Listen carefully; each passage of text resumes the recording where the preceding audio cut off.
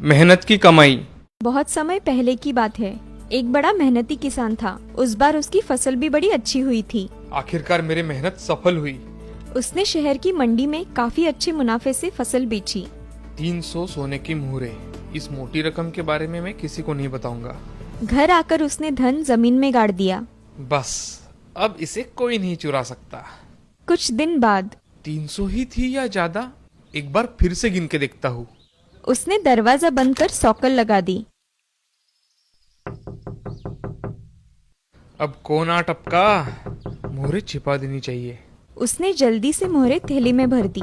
हे भगवान, कहाँ छिपाऊं इस थैली को? ये पतीला ठीक रहेगा। दरवाजे पर उसका मित्र खड़ा था। अरे दोस्त, मैं बाजार जा रहा था, सोचा शायद तुम्हें भी चलना होगा। हाँ हाँ चलो। इतने में उसकी पत्नी भी आ गई। भाग्यवान, मैं दोपहर तक आ जाऊंगा, खाना तैयार रखना। जल्दी में वह मोहरों वाली थैली की बात भूल ही गया। उसकी पत्नी रसोई में आई तो घर में पानी की एक बूंद भी नहीं है, मुझे पहले पानी लाना चाहिए। उसने एक पतीला उठाया। नदी की ओर जा ही रही थी कि अचानक उसे ख्याल आया। वो लौटने पर घर सूना पाएंगे तो चिढ़ेंगे। वाह, कसाई आ रहा है, बेचारा हमेशा मदद करता है। भैया, थोड़ा पानी ला दोगे? जरूर ला दूंगा बहन, लाओ पतीला। तुम घर जाओ, मैं पानी लेकर आता हूँ। नदी की ओर जाते समय उसे पतीले में कुछ आवाज सुनाई दी। क्या है इस पतीले में? अरे थैली, इतने सारे सोने की मुहरें, मेरी तो किस्मत खुल गई। वो पानी की बात भूल ही गया और शहर की ओर भागा। आज तो मैं अपने दोस्तों को दावत दूंगा, दावत। बाजार जाकर उसने एक तगड़ा बकरा खरीदा और लौटते समय मैं भी कैसा मूर्ख हूँ, थैली पर किसकी नजर पड़ गई तो इसे तुरंत छुपा देना चाहिए। लेकिन छुपाऊं कहाँ? अरे हाँ, बकरे के पेट से बेहतर जगह क्या हो सकती है भला? उसने वो सारी सोने की मोहरें बकरे को जबरदस्ती खिला दी। थोड़ा आगे जाने पर उसे अपना बेटा मिला। मुझे शहर में कुछ काम है, तुम इस बकरे को लेकर घर जाओ। ठीक है बापू। 2 मुहरों में खरीदा है, संभाल कर लेकर जाना इसे। हाँ बापू। रास्ते में लड़की को किसान और उसका मित्र मिले। बड़ा तगड़ा बकरा है, क्या तुम इसे बेचोगे? पहले दाम कितना दोगे बताओ। मैं इस बकरे के तुम्हें 3 मोहरे दे सकता हूँ। ठीक है, ले लो। वाह वाह, आज बड़ा अच्छा सौदा रहा है। इस सौदे से तो बापू बड़ा खुश होगा।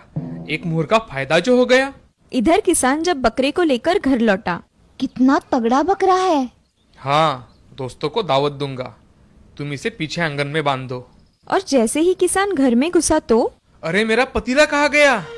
मैंने पतीला यहाँ रखा था, क्या किया तुमने उसके साथ? कसाई को पानी लाने के लिए दिया था, लेकिन वो अभी तक आया ही नहीं। अरे भाग्यवान, वो कभी अब आएगा भी नहीं। पतीले में सोने की मुहरों वाली थैली थी। हाय राम, मुझे बताया क्यों नहीं आपने? हे भगवान, मेरे खून पसीने की कमाई लुट गई। जी आप दिल छोटा मत कीजिए, हमारी ईमान की कमाई कोई नहीं छीन सकता।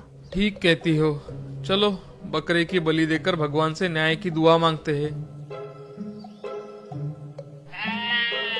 दूसरे ही पल वह रसोई में दौड़ता हुआ आया। बड़े खुश हो? क्या माजरा है? मेरी मुहरों वाली थैली, मेरा धन बकरे के पेट में मिल गया। लेकिन वो वहाँ कैसे पहुँची? कसाई ने ही ठूसा होगा, उसी के बेटे से बकरा खरीदा है मैंने।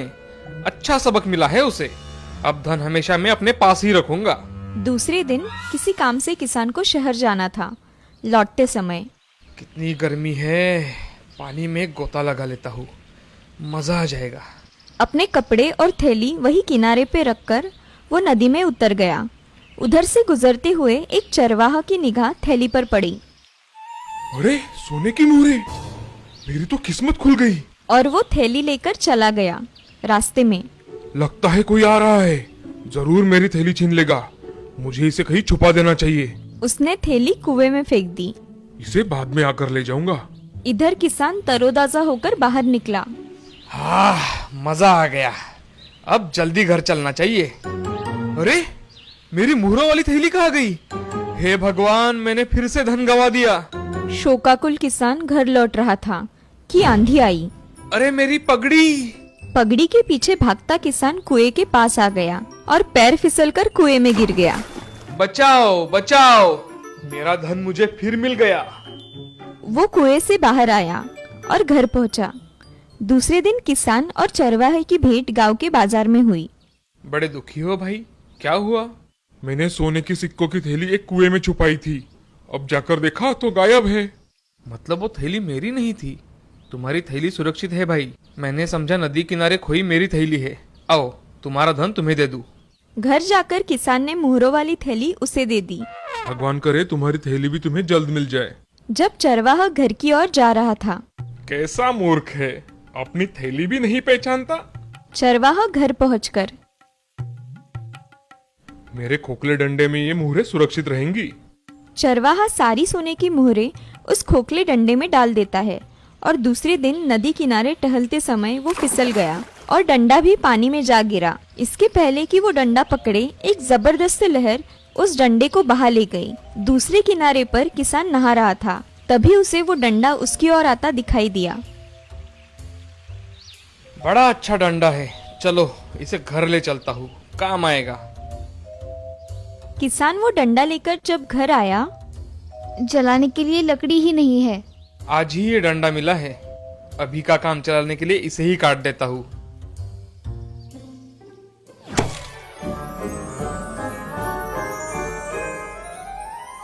अरे मेरी मुहरें! मैंने 3 बार मेरी मुहरें खोई और तीनों बार मुझे मेरी मुहरें वापस मिल गई। ये सब भगवान की दया है। इस कहानी से हमें ये सीख मिलती है कि ईमानदारी की कमाई कभी कोई छीन नहीं सकता। भगवान तुम्हें वो हर हाल में वापस दे देता है। शामलपुर नाम के गांव में नदी के किनारे एक राधा बुढ़िया रहा करती थी। उसके घर में 2 बेटे और 2 बहुएं थी। उसका पूरा परिवार भरा भरा हुआ था, मगर राधा का लालची स्वभाव उसे चैन से बैठने नहीं देता था। बुढ़िया का बड़ा बेटा रमेश और उसकी पत्नी शीला एक स्कूल में टीचर थे। वो दोनों स्कूल में पढ़ाने के लिए घर से सुबह ही निकल जाया करते थे और उसका छोटा बेटा सुधीर उसकी पत्नी रमा के साथ खेती में काम किया करता था। उनके परिवार में कभी कोई नोकझोंक नहीं होती थी। उनका परिवार खुशी खुशी एक साथ रहा करता था। एक दिन राधा बुढ़िया अपने दोनों बेटों को बात करने के लिए बुलाती है। तभी बड़ा बेटा, माँ क्या बात है, तुमने हमें बुलाया? अरे तुम दोनों से कुछ बात करनी थी, इसीलिए मैंने तुम्हें बुलाया था। मुझे तुम दोनों से कुछ पैसे चाहिए थे। ठीक है ना माँ, कितने चाहिए बता देना, हम दे देंगे। हाँ माँ, कितने चाहिए बताओ। तुम दोनों मुझे महीने के 2000 रुपए दिया करो। मुझे कुछ लगा तो मैं लेकर आऊंगी। मेरे पास भी तो चाहिए ना कुछ। हाँ ठीक है माँ, मैं तुम्हें हर महीने 2000 रुपए दिया करूंगा। और माँ, मैं भी 2000 रुपए दिया करूंगा। तुम्हें जो करना है वो करो उन पैसों का। मुझे तुम दोनों से यही उम्मीद थी। चलो अब मुझे काम करने हैं, तुम तुम्हारा काम करो। रमेश सुधीर से कुछ बात करता है और दोनों बोलते हैं, ये माँ को क्या हो गया है, ऐसे अचानक पैसे क्यों मांगने लगी है? क्या पता भैया, जाने दो, हमें बहुत काम है, चलो काम करते हैं। हाँ चलो। ऐसा कहकर रमेश और सुधीर अपना अपना काम करने के लिए चले जाते हैं। तभी रमेश की पत्नी शीला और सुधीर की पत्नी रमा रसोई में कुछ काम करती है। तभी रमेश शीला से, क्या मेरा टिफिन तैयार है? जी हो गया है, ये लीजिए। ऐसा कहकर शीला रमेश को टिफिन दे देती है और खुद भी तैयार होने चली जाती है। अब ऐसे ही बहुत दिन बीत जाते हैं। अब राधा दिन भर अपने आप से सोचती है कि अगर मैं मेरे पोता और पोती के खाने का सामान चुरा लूं, तो मुझे घर में बहुत सारा खाने को मिलेगा और मुझे बाहर से कुछ लाना भी नहीं पड़ेगा। ऐसा मन ही मन सोचकर राधा बुढ़िया बहुत खुश हो जाती है।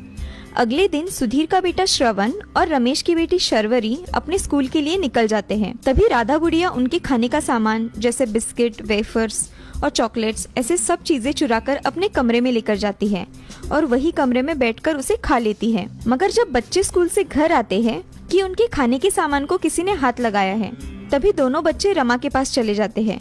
चाची, हमारी खाने की चीजों को किसने हाथ लगाया? उसमें से बहुत खाने की चीजें गायब है। हाँ माँ, मेरी भी खाने की चीजें गायब हैं। कल तो चॉकलेट भी थी उसमें, आज चॉकलेट भी नहीं है। ये सब सुनकर रमा 1 मिनट के लिए शांत हो जाती है और कहती है, अरे बेटे, होंगे ना यही कहीं। तुम दोनों की खाने की चीजों को कौन हाथ लगाएगा? तुमने खाया होगा और याद नहीं होगा, समझे? अब जाओ, पढ़ाई नहीं करनी है। हाँ, हम जाते हैं। ऐसा बोलकर रमा वक्त को संभाल लेती है और अपने ही विचार में खो जाती है। इस घर में दीदी भी सुबह गई तो शाम को आती है और मैं भी काम में अटकी रहती हूँ। ये दोनों भाई तो काम से सुबह जल्दी घर से निकल जाते हैं और रहा माँ जी का, तो वह ऐसा क्यों करेगी? नहीं नहीं, मैं ऐसा कैसे सोच सकती हूँ? माँ जी क्यों बच्चों का खाने का सामान चोरी करेगी? मैं कुछ ज्यादा ही सोच रही हूँ। ऐसा सोचकर रमा अपने काम में लग जाती है। अब ऐसे ही बहुत दिन बीत जाते हैं। एक दिन बाहर एक आदमी आया था। वह 3 साड़ियों पे एक पतीला बेच रहा था। तभी राधा के मन में बैठे बैठे विचार आया, अगर मैंने इन दोनों की पुरानी साड़ियाँ बेच डाली तो मुझे बहुत सारे पैसे मिलेंगे और मैं कुछ खाने का सामान ला सकूंगी। नेक काम में देरी नहीं करनी चाहिए राधा। चलो, पैसे कमाने का यही सही तरीका है। ऐसा सोचकर राधा अपने बहुओं की साड़ियाँ उस आदमी को बेच डालती है और उसके बदले में कुछ बर्तन खरीद लेती है और रमा को आवाज लगाती है, अरे ओ बहू, ये लो, मैंने तुम्हारे लिए नया बर्तन लेकर आई हूँ। ऐसा कहकर राधा वह बर्तन रमा के हाथों में दे देती है और रमा राधा से कहती है, माँ जी, ये आपने कहाँ से लाए? इनकी तो कोई जरूरत नहीं थी। हमारे घर में बहुत सारे बर्तन हैं, इनकी कोई जरूरत नहीं है। मुझे दिखे तो मैं इन्हें लेकर आई। तुम्हें नहीं पसंद तो लाओ, मैं वापस कर देती हूँ। अरे नहीं माँ जी, मुझे अच्छे लगे, मैं इन्हें रख लेती हूँ। ऐसा कहकर राधा अपने कमरे में चली जाती है और उन साड़ियों को बेचकर जो पैसे आए थे उन्हें देख बहुत खुश हो जाती है। वो सारे पैसे अपने संदूक में छुपा के रखती है और उसके साथ उन दोनों की कीमती साड़ियाँ भी अंदर रख देती है। मन में कुछ और सोचने का विचार करती है। राधा का लालच दिन ब दिन बढ़ता ही जा रहा था। उसे पता नहीं था कि ये सब बातें घर वालों के नजर में आ सकती है। दूसरे दिन शीला अपनी साड़ी पहनने के लिए ढूंढती है, मगर उसे नहीं दिखती तो वो रमा के पास आ जाती है। अरे रमा, मेरी 2 साड़ियाँ तुम्हारे पास है क्या? नहीं दीदी, मैं भी आपसे पूछने आने वाली थी कि मेरी वाली साड़ी आपको दिखी क्या? अरे, मेरी साड़ी तुम्हारे पास नहीं है तो कहाँ है? और तुम्हारी भी कोई साड़ी मेरे पास नहीं है। दीदी, पिछले कुछ दिनों से घर में कुछ अजीब ही हरकतें हो रही है। मगर क्या अजीब हो रहा है? दीदी, कुछ दिनों पहले बच्चों का खाने का सामान गायब हो गया था और कल हमारी साड़ियाँ, और कल ही माँ जी ने बर्तन भी लाए जो कि उनकी कोई जरूरत नहीं थी। माँ जी ने बर्तन लाए? हाँ दीदी, यही तो मुझे कुछ ठीक नहीं लग रहा। हमें सावधान रहना होगा जिससे किसी को हम पर शक ना हो और हमें घर में क्या हो रहा है ये भी पता चले, समझी? जी दीदी। ऐसा कहकर रमा और शीला अब घर में चौकन्ना होकर सारा काम किया करती थी। एक दिन रमा अपना काम कर रही थी और सभी और नजर रखकर थी, मगर उसके हाथ कुछ नहीं आया। अब ऐसे ही समय बीतता चला गया, मगर घर में छोटी मोटी चोरियां होती ही रही, मगर किसी को कुछ पता नहीं था कि ये सब कौन कर रहा है। एक दिन रमा राधा का कमरा साफ करने के लिए उसके कमरे में चली जाती है और वहां जाकर कमरा साफ करती है तो उसे संदूक के नीचे कुछ गिरा हुआ दिखाई देता है। वह शीला को बुलाती है और दोनों मिलकर संदूक को खोलती है। तभी रमा शीला से, दीदी जल्दी करो, नहीं तो माँ जी आ जाएगी। अरे रमा, ये देखो हमारी महंगी साड़ियाँ, और ये देखो बच्चों के खाने का सामान, और ये इतने सारे पैसे आए कहाँ से इनके पास? ये सब माँ जी कर रही थी, मगर उन्हें इस सब की क्या जरूरत पड़ी? वो छुप कर अपना काम कर रही थी। उनके मन में लालच आ गया है रमा, इसीलिए वो ये सब कर रही है। मगर क्यों दीदी? इस उम्र में पैसा खुद के पास रहे ऐसा सबको लगता है, इसीलिए उन्होंने ये तरीका अपनाया है और इसीलिए वो इन दोनों से भी हर महीने पैसे मांगती है। अब हम क्या करें? इन दोनों भाइयों को सारी बात बता दे क्या? अरे नहीं रमा, ऐसा मत करो। हमें माँ जी को रंगे हाथ पकड़ना है, समझी? बाद में देखेंगे कि क्या करना है, मगर अब हमें उन पर नजर रखनी पड़ेगी। जी दीदी। उन दोनों की बातें हो ही रही थी कि राधा वहाँ आ जाती है और उन्हें बोलती है, तुम दोनों मेरे कमरे में क्या कर रही हो? मैं आपके कमरे की सफाई करने के लिए यहाँ आई थी, तो दीदी को भी बुला लिया सफाई करने के लिए। अच्छा, अब जाओ तुम दोनों, कल हमारे यहाँ मेहमान आने वाले हैं। जी माँ जी, हम चलते हैं। ऐसा कहकर रमा और शीला वहाँ से चले जाते हैं और शीला रमा से, रमा, मुझे लगता है माँ जी कल भी कुछ न कुछ करेगी, हमें उन पर ध्यान रखना होगा। जी दीदी, हम उन पर ध्यान रखेंगे। अगले दिन घर में मेहमान आने वाले थे, इसलिए बहुत सारे पकवान बन रहे थे। शीला और रमा काम करने में व्यस्त थी। तभी राधा किचन में आकर एक लड्डू का बॉक्स उठाती है और अपने कमरे में लेकर चली जाती है। ये सब रमा और शीला देख लेते हैं, मगर वह कुछ नहीं बोलते। सभी मेहमान आने के बाद सब खाना खाने के लिए बैठ जाते हैं और उनमें से एक मेहमान का पॉकेट वहाँ नीचे जमीन पर गिर जाता है। तभी राधा बुढ़िया की नजर उस पर पड़ जाती है। वह पॉकेट उठाने ही वाली थी कि शीला और रमा वहाँ आ जाते हैं और उनकी ओर देखते हैं। तभी राधा, अरे, मैं ये किसका है ये देख रही थी।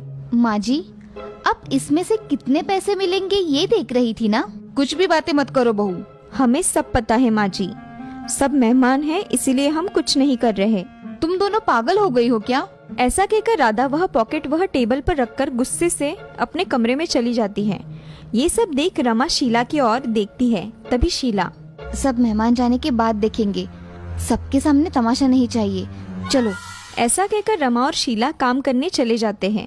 अब कुछ देर बाद सभी मेहमान अपने घर चले जाते हैं। अब राधा भी बाहर आकर बैठती है। तभी शीला राधा से, माँ जी, अब ऐसा क्यों कर रही है? तुम क्या कह रही हो बहू? मुझे कुछ समझ नहीं आ रहा। ये सब बातें सुन रमेश और सुधीर भी वहाँ आ जाते हैं और शीला को ऐसी बातें कर रमेश शीला से, शीला, तुम्हें समझ में आ रहा है कि तुम किससे और कैसी बातें कर रही हो? हाँ, मुझे पता है मैं क्या बात कर रही हूँ। अरे भाभी, बोलो भी अभी, क्या हुआ है? अपनी माँ से पूछो ये सब क्यों कर रही है। माँ, क्या हुआ है? भाभी ये सब क्या कह रही है? मुझे माफ कर दो बेटा, मैंने अपने ही घर में चोरी की, बच्चों के खाने की चीजें चुराई। मुझे पैसों को लेकर मन में लालच आ गया था, इसीलिए मैंने ये सब किया। मैंने लालच में आकर बहुओं की साड़ियाँ भी बेच दी और उससे बर्तन खरीद लिए, और तो और आज मेहमानों का पॉकेट भी ले रही थी। तभी शीला ने आकर मुझे रोका। मुझे तुम सब माफ कर दो, मुझसे गलती हो गई। ये सब सुन सभी राधा की ओर देखने लगते हैं और तभी सुधीर अपनी माँ से, माँ, तुमने ऐसा सिर्फ लालच में आकर किया? अरे तुम्हें चाहिए था तो हमें मांग लिया होता, हम तुम्हें दे देते, मगर ऐसा क्यों किया तुमने? अब तुम पर तो भरोसा करना ही मुश्किल हो जाएगा माँ। हाँ माँ, सुधीर ठीक कह रहा है, अब हम कुछ नहीं कर सकते। ये सब सुन राधा की आंखें भर आती है और वह माफी मांगने लगती है। और तभी शीला सभी से, माँ जी, आपने जो किया वो सही नहीं था। अपने ही घर में चोरी करना अच्छी बात नहीं होती माँ जी, मगर आज के बाद ऐसा कभी नहीं करेगी, आप वचन दीजिए हमें। हाँ बहू, मैं वचन देती हूँ कि आज के बाद मुझसे ऐसा कभी नहीं होगा, मेरा विश्वास करो।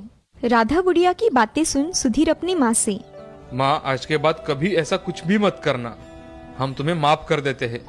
माँ, अब की बार हम तुम्हें माफ करते हैं, मगर ये सब फिर से नहीं होना चाहिए। ठीक है बेटा, आज से मैं अपना लालच छोड़ अपने सुखी परिवार में रहूंगी। ऐसा कहते ही श्रवण और शर्वरी भी अपनी दादी के गले लग जाते हैं और रमा और शीला भी उनके गले लगकर अब उन्हें माफ कर देती है। अब राधा बुढ़िया को किसी भी चीज की कोई कमी नहीं थी, वह अब बहुत खुश रहा करती थी और अब राधा बुढ़िया ने लालच भी छोड़ दिया था। इस कहानी से हमें ये सीख मिलती है कि जिंदगी में लालच नहीं करना चाहिए, क्योंकि लालच अच्छे आदमी को बुरा काम करने के लिए प्रवृत्त करता है। इसीलिए कहते हैं ना, लालच बुरी बला है।